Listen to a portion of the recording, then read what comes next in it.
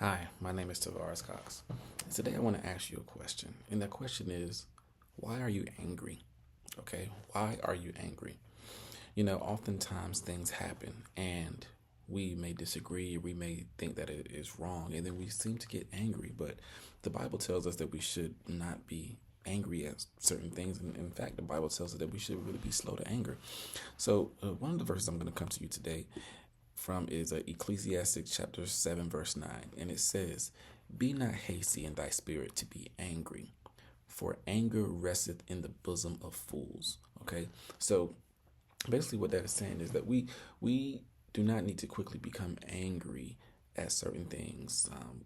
Ultimately, we need to seek understanding of why it happens. Typically when someone gets angry about something, they feel as though a person wronged them, or that a person did something that just didn't coincide with what they believe in. And oftentimes it is pride to get in the way too, to have that superior feeling that whatever the other person did, that they should not have done to us, because we are entitled to better treatment than that. So that's one thing that we really got to watch out for, okay? We just really, really got to sit back and really understand that things happen, people do certain things, but we need to always just check it, just take a moment to really gather what's really going on, all right? And the second verse I want to talk to you about is comes from the book of Psalms, chapter 38, verse 8, and it says, "Cease from anger and forsake wrath. Fret not thyself in any wise to do evil." So typically when we're angry, when we're wrathful, all those things, we tend to do something that is wrong, okay? We tend to sin against God. We tend to sin against man. We tend to do things because we feel as though oftentimes we need to get back at that person that wronged us, that made us angry. So we just really, truly got to watch out for those things. We really, truly just got to pray about it and sit back and allow God to work in us to come up with a better solution on how to handle the situation, all right?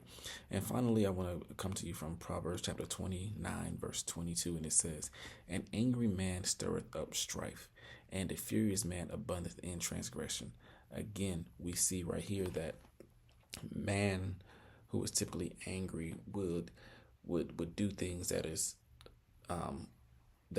wrong, that's bad, that is a way of getting back. Now, again, you have to understand the Holy Spirit doesn't look at us as getting back as a spiritual thing that is aligned with what God has us to do. Okay, that is us satisfying the flesh to have to get back at someone for doing something to us. Okay, so the best thing we can simply do is just sit back, take a minute, pray about it, seek understanding. Okay, allow God to reveal to us what's really truly going on, and then ultimately, if someone did wrong, you just pray for them. Pray that Lord, that they don't do this anymore, and then pray for understanding and that God softens your heart, that you may receive them. Okay, because oftentimes we may not get mad, we may just sit back, but we hold on to it. So we also have to let it go. Okay, so just think to yourself before anything happens. Just ask yourself, why am I really truly angry? Is it something else that's really rooted inside? So just continuously think to yourself, why am I angry?